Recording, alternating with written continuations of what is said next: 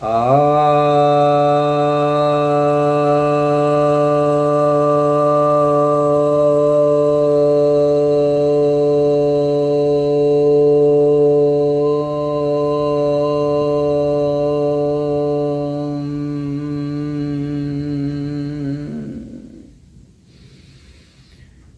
भक्त जनों को सब प्रेम नमन। भक्तों, आज आपके समक्ष मैं ब्रह्म सूत्र, जिसे कि वेदांत सूत्र भी कहते हैं, बादरायण ऋषि का यह वेदांत दर्शन। बादरायण ऋषि जिन्हें वेदव्यास भी कहते हैं, था जिन्होंने वेद का व्यास किया था, विस्तार किया था। आज हम पहले अध्याय के पहले पाद के 11वें सूत्र को समझेंगे कि इसमें बादरायण ऋषि क्या कहने की कोशिश कर रहे हैं। जगत की उत्पत्ति का यह प्रसंग चल रहा है, तो इसमें पहले बहुत सारी चीज़ों से सिद्ध करते हुए, इसके पिछले सूत्र में गति से सिद्ध किया था, अगर आप पिछला देखे होंगे तो इस तरह से अभी 10 जो सूत्र आए हैं वे सिद्ध करते आए हैं कि जगत की उत्पत्ति का कारण जो है ये परमात्मा है। अब यहाँ पर आज हम देखते हैं कि यह इस 11वें सूत्र में क्या कह रहा है। तो 11वां सूत्र कह रहा है श्रुत्वाच,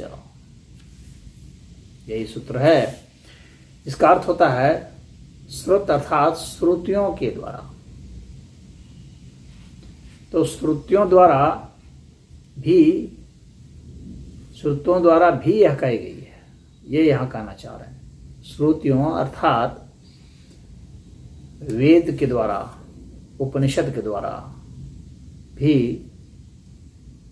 इसको कहा गया है कि जगत की उत्पत्ति का जो कारण है वह परमात्मा है।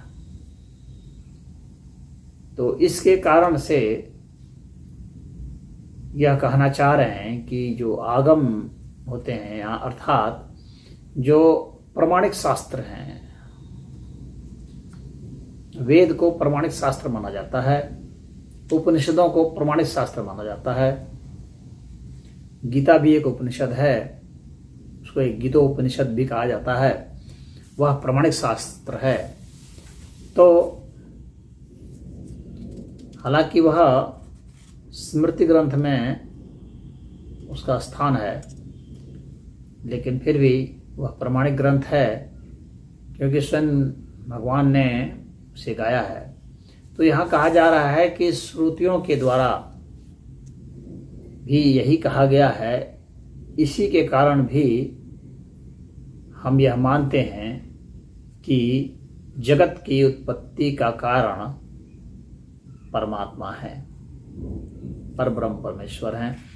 तो यहाँ पर अन्य जो उपनिषद हैं उसमें भी इसी चीज को बताया जा रहा है। जैसे कि श्वेताश्वतर उपनिषद में कहा गया है सकारणम कारणाधिपाधिपो न चास्य कश्चित जनिता न चा अधिपः।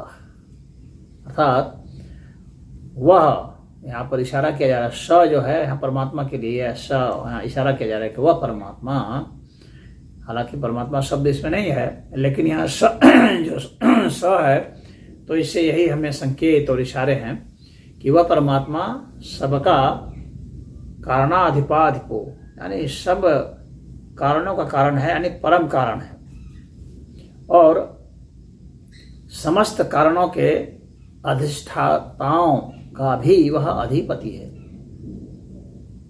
तो वह सबका अधिपति है और कोई भी उसका जनक नहीं है।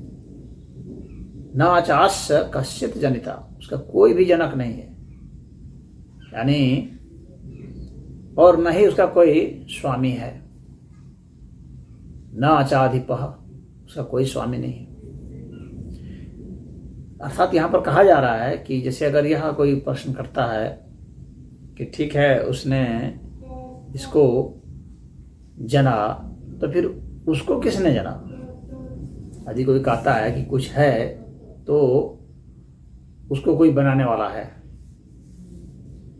तो अगर यह तर्क लगाते हैं तो फिर यह भी प्रश्न उठता है कि जो उसको बना, वह जो है जिसने इस दुनिया को बनाया, फिर उसको किसने बनाया? तो इस प्रश्न का ही समाधान यहाँ देते हुए कहते हैं कि कोई भी न तो उसका जनक है और न ही स्वामी है। न चास्य कश्चित जनिता न चाधिपः, अर्थात वह स्वयं से है। तो जब वह स्वयं से है तो फिर यह क्यों न माने कि यह जो जगत है यह भी स्वयं से है।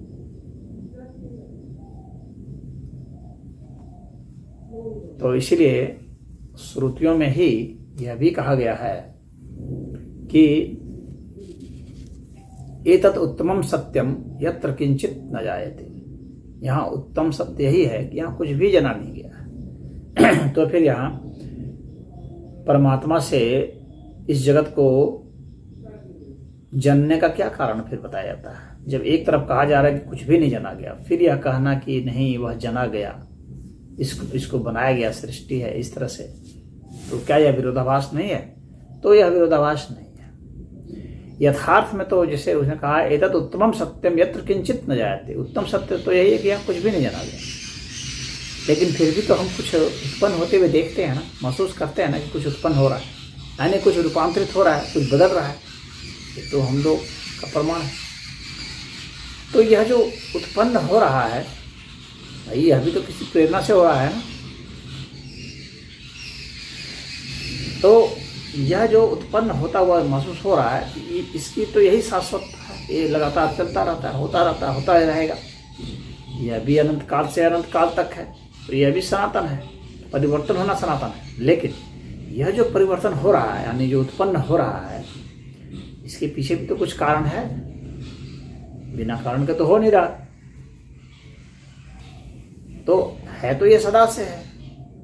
इसीलिए यह भी श्रुति ने कहा कि एतत् उत्तमम सत्यम यत्र किंचित न जायते। उत्तम सत्य तो यही कि यहाँ कुछ नहीं जन्मता, लेकिन यहाँ चूंकि परिवर्तन हो रहा है, इसलिए यह लगातार कुछ बन रहा है, कुछ न कुछ उत्पन्न हो रहा है। यह भी सबके अनुभव में है। तो यह जो दृष्टि है कि यहाँ उत्पन्न हो रहा है, तो इसका भी तो कुछ कारण होना चाहिए। तो वह जो कारण है वही वह परमात्मा है, उसका प्रेरणा। यानी इस परिवर्तन की प्रेरणा जो है वह अपरिवर्तित परमात्मा परब्रह्म तत्व है। और यह श्रुतियों में इसमें कहा गया है, शास्त्रों में कहा गया, उसकी प्रेरणा से ही यह प्रेरित होता है। जब कुछ बदल रहे हैं तो जाहिर सी बात है कि उस बदलाव में कुछ न कुछ तो है जो कि अबदलाव है, यानी कंटेंट जो उसका है वह तो वही है। इस बात को आप समझने की कोशिश कीजिएगा, थोड़ा कठिन है यह समझना। जैसे कोई चीज बदल रही है, रूपांतरित हो रही है, गति हो रही है, कुछ बदल रहा है, लेकिन वह अपने हैपन की स्थिति में, होने की स्थिति में, यानी अस्तित्वगत मामले में तो वह कंटिन्यू कर रहा है। तो वह जो हैपन है उसका, वही परमात्मा तत्व है जो उसको लगातार प्रेरित करता है और वो बदलता रहता है, लेकिन उसका हैपन विद्यमान है, उतना का उतना ही, वैसा का वैसा ही। अब यह बदल करके कोई चीज, चाहे आग में बदल जाए, पानी में बदल जाए, हवा में बदल जाए, ध्वनि में बदल जाए, किसी चीज में बदल जाए, प्रकाश में बदल जाए, विद्युत में बदल जाए, लेकिन यह लगातार जो बदल रहा है उसके भीतर कुछ है अबदलाव जो निरंतर जारी है। तो वह जो अबदलाव की स्थिति है, वह चेतन सत्ता, वही उसका कारण है, वही कारण हो सकता है, अन्य कोई कारण संभव ही नहीं है। क्योंकि जो चीज बदल रही है उसका कोई ना कोई कारण होगा, अपने से तो वो होगा नहीं। तो कोई ना कोई जो कारण उसके भीतर होगा, अंतर्निहित जो कारण है वही उसके बदलाव का कारण माना जाता है और वह चेतन सत्ता है, और यह हमारे श्रुतियों में बताया गया है। तो यही यहाँ पर कहा जा रहा है। तैत्तिरीय उपनिषद जो है, तैत्तिरीय उपनिषद में भी बताया गया है कि किस तरह से यह बनता है। तो अन्नमय कोश, प्राणमय कोश और मनोमय कोश, विज्ञानमय कोश, आनंदमय कोश, ये जो 5 कोश हैं, इन 5 कोशों का निर्माण किस तरह से होता है और वे कैसे एक दूसरे में बदलते चले जाते हैं, इसका जिक्र तैत्तिरीय उपनिषद में भी किया गया है, जो कि फिर यह एक प्रमाण के रूप में उपस्थित होता है, यानी श्रुतियों का प्रमाण के तहत आता है। अन्नमय कोश अर्थात पदार्थ, तो पदार्थ बदलता है विज्ञान, ये प्राणमय कोश में, प्राणमय कोश अर्थात ऊर्जा, और प्राणमय कोश बदलता है मनोमय कोश में। ऊर्जा का सबसे सूक्ष्मतम स्वरूप जो होगा और चेतना और ऊर्जा के मध्य का जो होता है वही है मनोमय कोश। यह मध्य का क्षेत्र होता है, और फिर वह मनोमय कोश उसकी जो सूक्ष्मता है वह बदल जाता है विज्ञानमय कोश में, अर्थात विशेष ज्ञान कोश में। विशेष ज्ञान अर्थात जो निश्चित नियम हैं, संविधान हैं, उसके तहत, क्योंकि किसी नियम के तहत होता है तो वह नियम क्या है, यह अस्तित्व किसी नियम से चल रहा है तो वह नियम क्या है, वह विज्ञानमय कोश है।